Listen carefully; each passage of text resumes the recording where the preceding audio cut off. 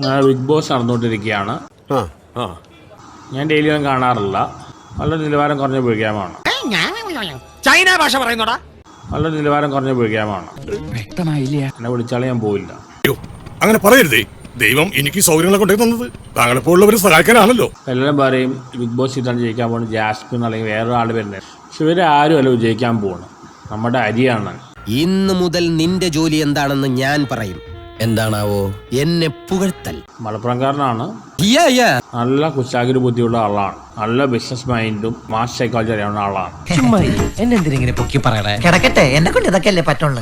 സാധാരണ എല്ലാവർക്കും ധാരണയുണ്ട് ബിഗ് ബോസിൽ ഒച്ചപ്പാടുണ്ടാക്കിയാലേ പിടിച്ചെടുക്കാൻ പറ്റുള്ളൂ. ഇത് എന്നെ ഉദ്ദേശിച്ചാണ്, എന്നെ തന്നെ ഉദ്ദേശിച്ചാണ്, എന്നെ മാത്രം ഉദ്ദേശിച്ചാണ്. സംശയമുണ്ടോ? നമുക്ക് ബിഗ് ബോസ് അവസാനം കൊണ്ടുപോകാൻ പോകുന്ന ഹരിയാണ അല്ലെങ്കിൽ സെക്രട്ടറി ഉണ്ടായി.